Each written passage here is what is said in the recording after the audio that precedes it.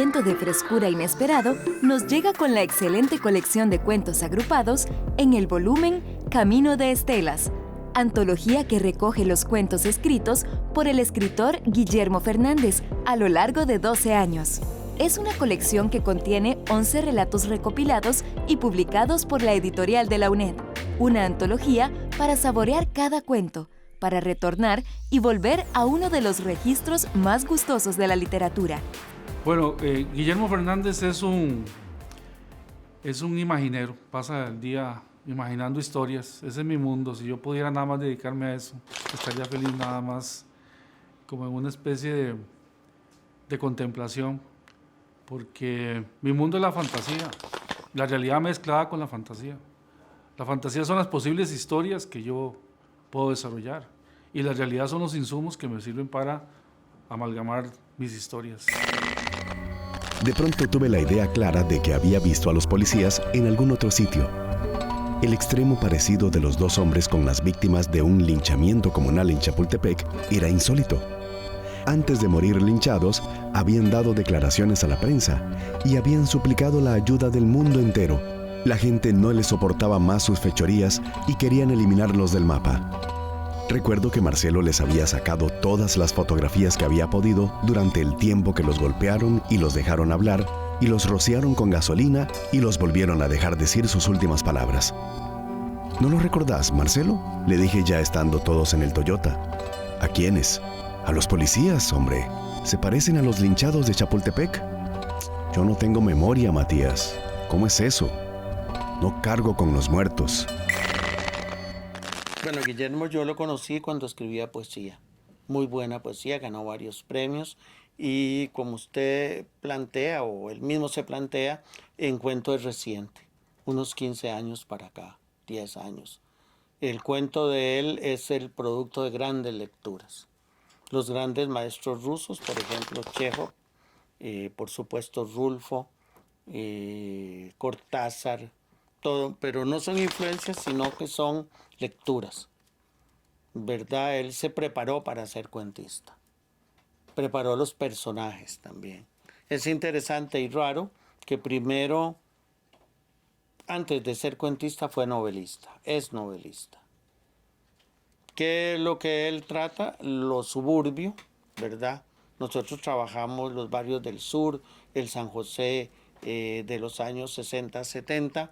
Memo ya es el nuevo siglo, ¿verdad? Inaugura contextos como la violencia, como la corrupción en el Poder Judicial, el AMPA.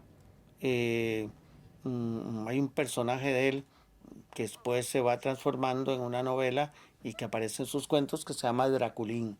El problema del, dijéramos, el draculismo psicológico. Cómo las personas son realmente vampiros que te quitan la tranquilidad, la fe, la esperanza y terminan destruyéndote. Sin embargo, Memo tiene un humor sardónico que me gusta mucho. Nunca hace humor que estamos acostumbrados, sino que los personajes son cínicos, sardónicos, sufren, pertenecen a una clase media, que es la clase que es la base de los años 90 y el nuevo siglo. Tiene un lenguaje que me gusta mucho, un lenguaje urbano, ¿verdad? Buscando la expresión de la gente, el empleadillo, la empleadilla, el marido cansado, la esposa aburrida, la gente que de tanto ver el zoológico diario de los seres humanos empieza a creer que hay múltiples parques bolívares donde va viendo. La gente retoma y toma la figura de animales. Eso es fascinante de verdad en Guillermo. Fernández compone una colección de cuentos no tan breves. Son cuentos de relativa extensión, como él mismo sintetiza. Son como pequeñas novelas. Su obra merodea en un umbral difuso. No sabemos si estamos ante una novela breve o un cuento largo. Se nota que es un escritor sin prisa por contar lo que va a contar, ni le preocupa el espacio para ello. No se acelera ni se ralentiza. Es controlado y preciso. Ensambla finos modelos para armar narrativas. Esto fue un estado de vida desde que estaba muy pequeño. toda la vida me encantó imaginar situaciones posibles y a mí me encantó descubrir que con la literatura yo podía expresarme contando historias verosímiles o no muy verosímiles, que es lo que hago. Entonces, es una pasión de toda la vida. Ha sido realmente mi gran pasión. Y a pesar de pues, todos los inconvenientes que surgen en la realidad para que uno no se dedique a lo que le gusta. Cosa que más bien me motiva mucho siempre. Parece paradójico, pero lo que es una desmotivación viene a significar en mí un descarado impulso para seguir adelante en lo que me gusta. Y creo que por lo menos no he escrito todo lo que quiero, pero he escrito lo que he podido. Y eso me satisface mucho. Cierto día, mi primo Vicente me detuvo en una calle y me preguntó cuál había sido mi mejor experiencia como marino. La pregunta me obligó a recordar minucias de mis travesías. Recordé que el capitán español Jorge Rioja, del barco Lord Frontenac, hizo algo muy extraño. Navegábamos de Puerto Limón a Nueva York. Cuando estábamos por ingresar a Wilmington, nos encontramos una manada de ballenas, muchas con sus vallenatos. Delante de ellas iban docenas de delfines. La tripulación se mantuvo en la cubierta para observar la caravana. Como al capitán Rioja le pareció muy hermoso, optó por seguirlas durante 3 horas. El chapoteo de las ballenas iba dejando una estela espumosa que el Lord Frontenac rompía con su poderoso tajamar.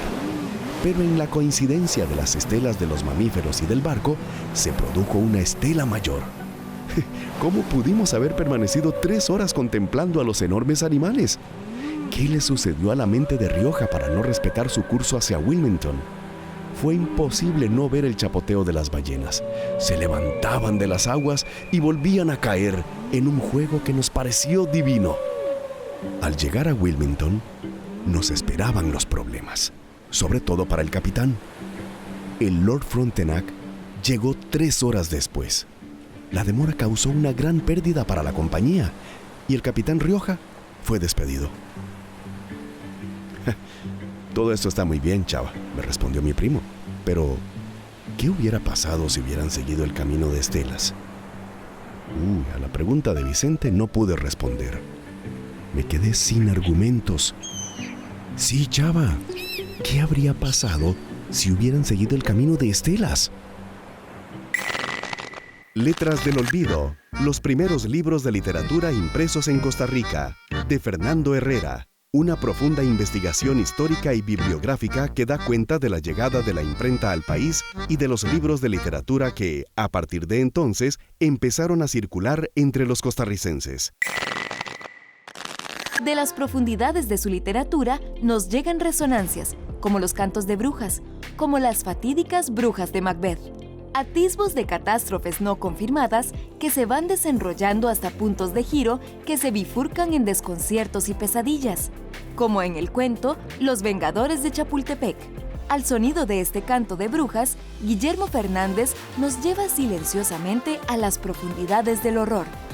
Camino de Estelas es un libro que, como su nombre también lo indica, es un camino que empieza al iniciar el siglo, cuando Memo y otros escritores, todos en general, descubrimos el verdadero misterio que se oculta en la literatura costarricense, que es el nacimiento de la narcorrepública y la cleptocracia ya descaradamente, penetrando en todos los organismos del Estado y creando personajes muy especiales, muy violentos, muy solapados, muy sufrientes también.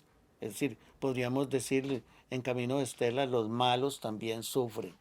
Porque sufren, ¿verdad? La situación de Costa Rica aparentemente con esta narrativa queda definida específicamente de lo que ha ocurrido del 2000 al 2020, o que va a ocurrir, para abrirse, obviamente, cuando ya la República del Sicariato se habla, ya en Memo, si usted recuerda lo que él escribió, ya aparecen los primeros sicarios, lo que nosotros llamamos sicaritos, que son muchachos de 15 a 20 años, los draculines.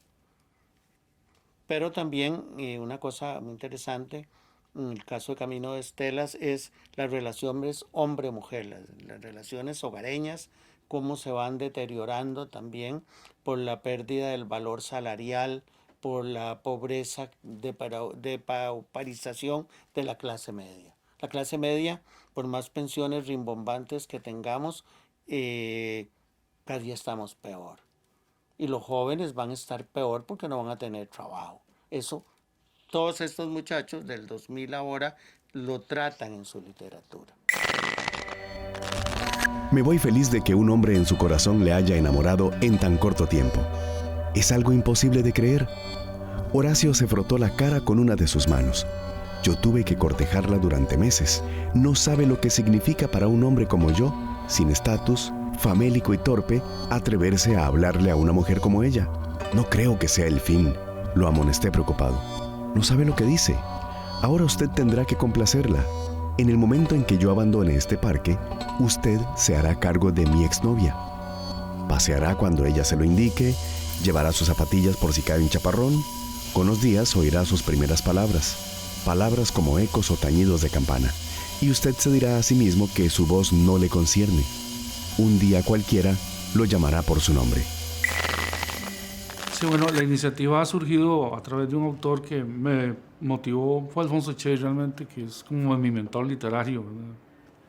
Yo siempre lo escucho y lo sigo. Me dijo que por qué no enviaba una antología de cuento a la UNED, y yo les propuse a la UNED la publicación. Ahora bien, exactamente, el libro es una compilación de algunos de los cuentos que he publicado en 3 libros específicamente, que es Efecto Invernadero, el primer libro de cuentos que publiqué por medio de la editorial de Costa Rica, Hagamos un Ángel, por medio de la editorial de la Universidad Nacional, y Tu nombre será borrado del mundo, a través de Arboleda. Por cierto, este fue el libro ganador del Premio Nacional de Cuento en el 2014. No quiere decir que aquí vayan los mejores cuentos, pero por lo menos sí sé que es una reunión de cuentos sustantiva. Y creo que son bastante entretenidos, ¿verdad? Por lo menos todos plantean situaciones no solamente entretenidas, sino que también le plantean al lector desafíos, ¿verdad? Que es lo que a mí me interesa hacer con el cuento, con la literatura en general. O sea, que el lector se siente incómodo, como decía Kafka, que se sienta mordido, que se sienta incómodo, que se sienta que le están invadiendo el estado de confort, que el autor lo está de alguna forma sacudiendo, ¿ves? Yo creo que estos cuentos en alguna medida abren portales, ¿verdad?, para que los lectores entiendan que la realidad pues a veces no es necesariamente lineal, como plantean los cuentos de ficción.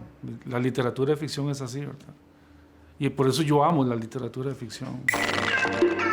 La sensación que nos deja la lectura de un Camino de Estelas es la de que todas las piezas elegidas, todas pertenecientes a libros editados, sintonizan con las exigencias básicas del cuento contemporáneo, sentido de la transfiguración de la realidad, inventiva y metaforización.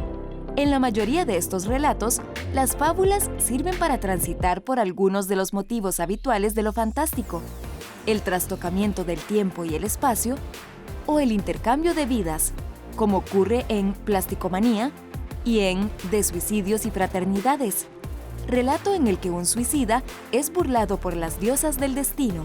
Los cuentos son como duendes que te pierden momentáneamente. Esa es la idea, sacarte de la realidad un poco predecible de todos los días y sumergirte en un camino de estelas, como dice precisamente el título del libro. Ahora bien, la realidad no parece de ninguna forma predecible en estos cuentos, ¿verdad? Siempre van a suceder situaciones inesperadas, que es lo que yo planteo en ellos. Pero yo creo que a veces nos pasan cosas dignas de ser escritas y no nos damos cuenta. La cabeza política y administrativa de la editorial de la UNED es su consejo editorial. En enero de 1979, la Junta Universitaria crea el Consejo Editorial, que funciona hasta la actualidad. El Consejo Editorial se encarga de definir las políticas de publicación y promoción, aprobar o rechazar nuevas publicaciones, controla el funcionamiento organizativo y marca las rutas de la entidad. Desde 1998, el Consejo ha sido dirigido por el señor René Muñoz, quien fue asesor en políticas editoriales del Ministerio de Cultura de Cuba y jefe de redacción de la revista cubana Temas, entre otras actividades. Los miembros externos del Consejo Editorial son María Eugenia Bossoli, destacada académica de la Universidad de Costa Rica y pionera de la antropología científica de Costa Rica; don Armando Vargas, exministro, historiador, escritor y periodista; doña Inés Trejos, poeta, escritora, periodista y exdiplomática; y Rafael Cuevas Molina, artista plástico, académico y escritor. Sus miembros internos son Nora Elena González, representante del Consejo Universitario; Gustavo Amador, representante del Consejo Universitario; Carlos Montoya Rodríguez, vicerrector ejecutivo; y Omar Arroyo Pérez, jefe de la Oficina de Distribución y Ventas. Don Alberto Cañas fue miembro del Consejo hasta su muerte. Aportando su vasta experiencia como escritor y periodista, fue garantía de excelencia editorial. Mensajeros del futuro, de Lola Pereira. Nicolás Weseberg, cofundador de la Reserva Cabo Blanco, fue asesinado en circunstancias misteriosas. Su esposa, Karen Mogensen, lidiará con la indiferencia de las autoridades y las penurias de mantener la reserva y protegerla de una sociedad empeñada en destruirla. Leer los cuentos de Fernández es mirar al otro lado del espejo. Mirar embrujados, desde la borda de un buque carguero, el camino de estelas de una manada de ballenas. Es entrar a un zoológico a perder la razón, o atestiguar un linchamiento en Chapultepec. Es ingresar a territorios diversos, a esa patria sin fronteras, atravesadas de luminosidades y oscuridades. Solo hay que aguzar el oído para sentir los cantos de las brujas y quedarse del lado de los sueños tan afines a las pesadillas. El cuento que para mí, bueno, ha gustado mucho, porque incluso está en antologías de cuentos internacionales y todo esto. Ha gustado porque tiene un final inesperado. El lector no sabe cómo... A mí me gusta que el lector sufra un ataque cardíaco al final. Eso es lo que yo uso, que me place montones, ¿verdad? Obviamente en forma figurada, ¿no? Suicidios y fraternidades propone a un hombre que anda por San José, va a encontrar un arma, se va a suicidar, está muy cansado de vivir, no sé qué, nunca se explica por qué, pero se topa una chica punk en el Parque España, vestida punk.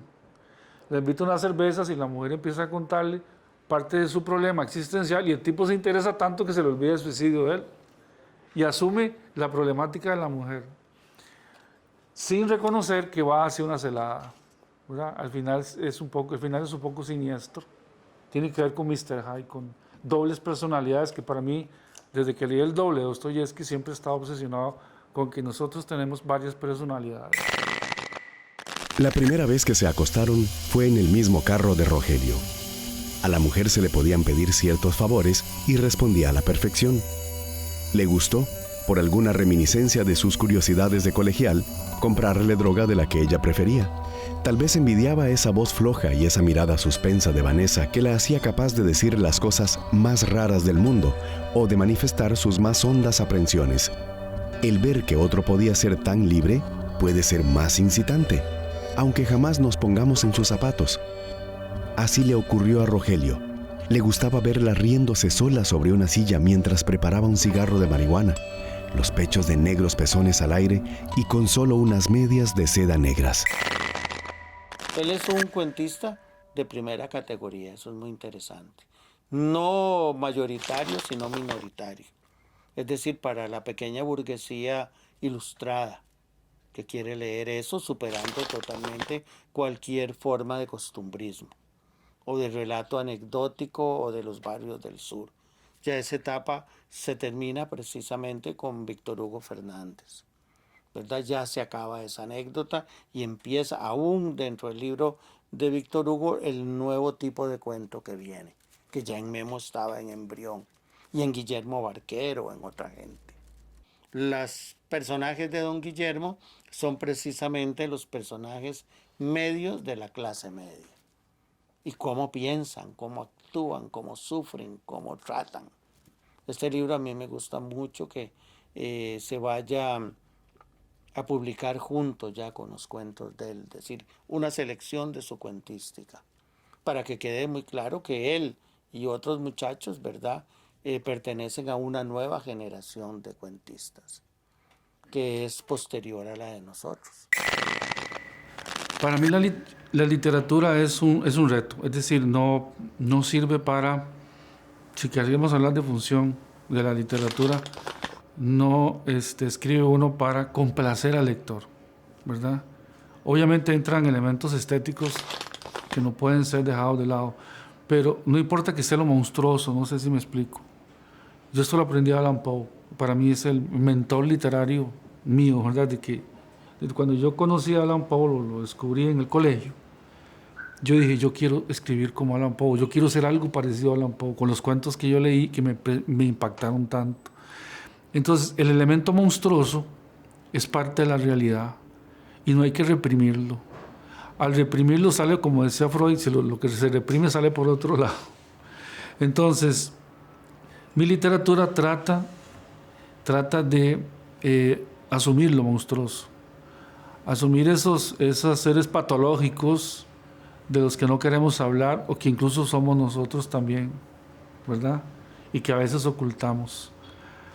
Es una literatura que está también encaminada a hacer que los lectores se pregunten por su realidad, como el caso del cazador, del extraterrestre, ¿no?, que pone en crisis a esa pareja de australianos en ese desierto.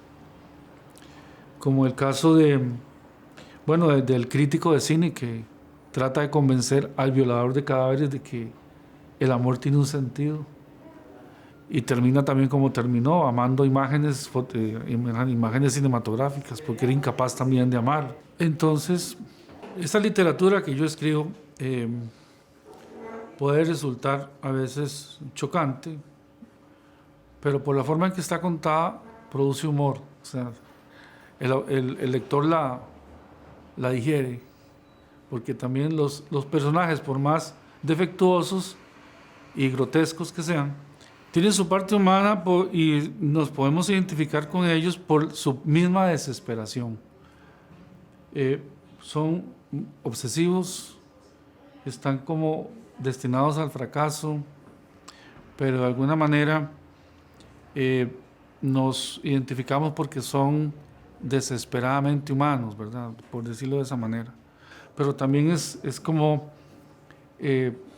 cuentos que permiten soñar un poco, ¿verdad?, y advertir que la realidad es más compleja de lo que uno supone, más compleja y menos cuadrada, ¿verdad?, en ese sentido. Entonces, en general es una literatura que propone un reto al lector, creo yo, ¿no?, un reto estético y un reto también de contenidos, ¿sí? Porque no es una literatura escapista para nada. O sea, quiero remarcar eso. Esta literatura no es escapista. No es realista, pero tampoco es escapista. Los cuentos de Guillermo Fernández son relatos para recordar. Nos dejan la grata impresión de que su autor es un narrador laborioso con el que habrá que seguir contando en el futuro. La editorial de la UNED nos abre la excelente oportunidad de disfrutar de su hábil escritura.